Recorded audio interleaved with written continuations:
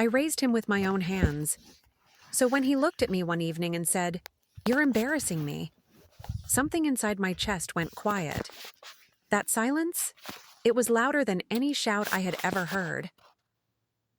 I am a mother, or at least I used to believe that word meant something unbreakable. My son Daniel was my first miracle.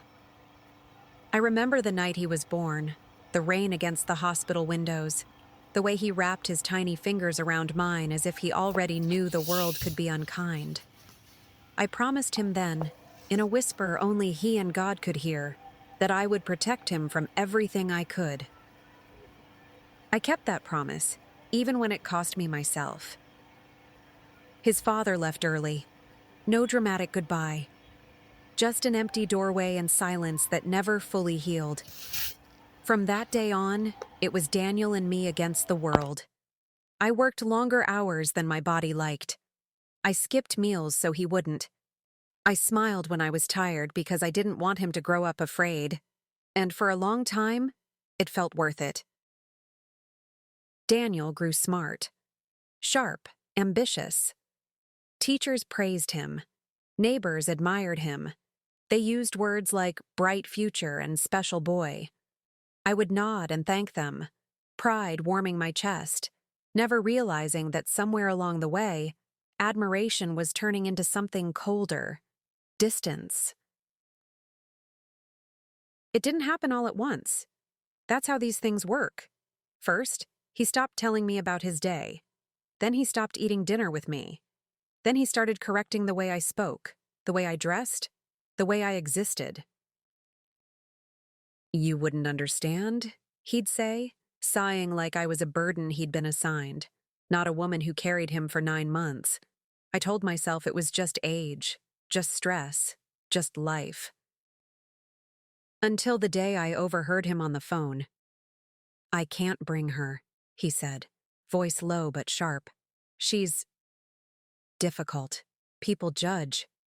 People." People. I stood frozen in the hallway, grocery bags slipping from my fingers. Apples rolled across the floor, unnoticed. In that moment, I understood something painful and clear. My son was ashamed of me.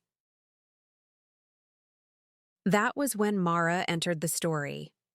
Mara was his partner, elegant, well-spoken, always polite in a way that felt rehearsed. She smiled at me, but her eyes rarely stayed long.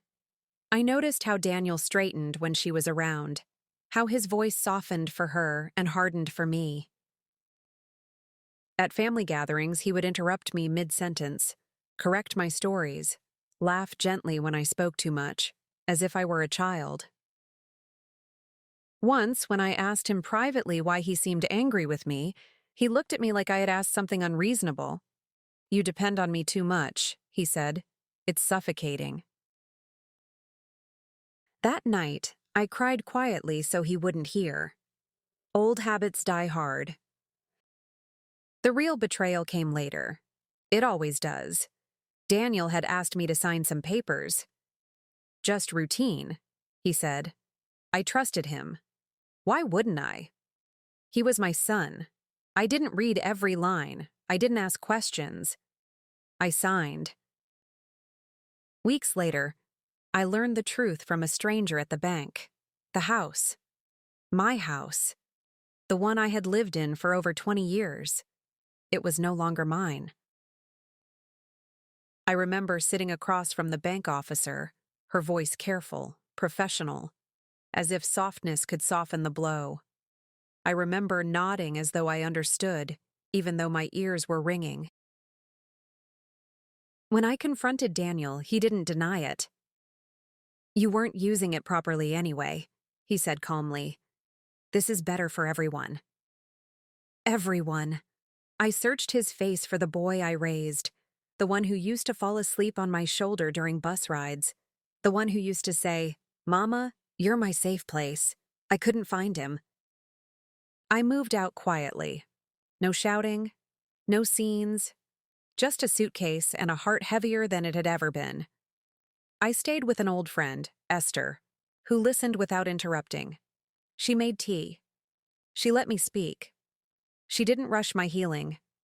That mattered more than she knew. Weeks passed. Then months. Daniel didn't call. But life has a strange way of circling back. An invitation arrived one afternoon. An elegant envelope, my name written carefully. Daniel and Mara were hosting a public charity event. His name was everywhere now. Successful, respected, admired. At first, I laughed softly. Surely it was a mistake. Then I realized something. He hadn't invited me. But Esther did something unexpected. She encouraged me to go. Not for him, she said. For you. So I went. I walked into that hall with my head held high, wearing a calm I had earned through sleepless nights and quiet strength. Conversations slowed, eyes followed. Whispers fluttered like nervous birds. Daniel saw me across the room. Our eyes met. For the first time in years, he looked unsettled. I didn't approach him. I didn't need to. When it was time for speeches, his voice wavered just slightly. He spoke of values, of gratitude, of family. I listened, and when the applause came, I clapped too, slowly, steadily. Later, as people mingled, he found me. "You shouldn't be here," he said under his breath. I smiled gently. "You're right," I replied. I shouldn't have ever felt small.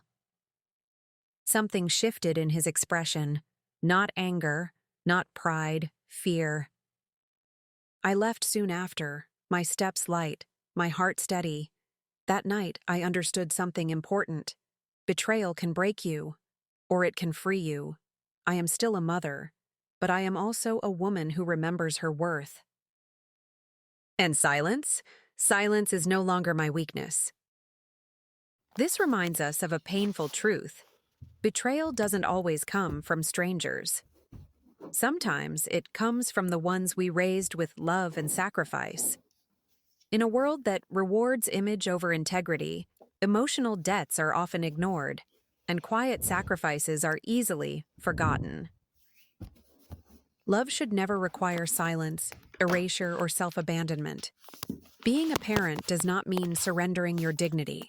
Boundaries are not cruelty. They are survival.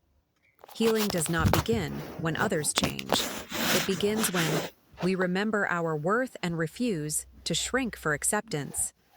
This story is not just about a mother and her son.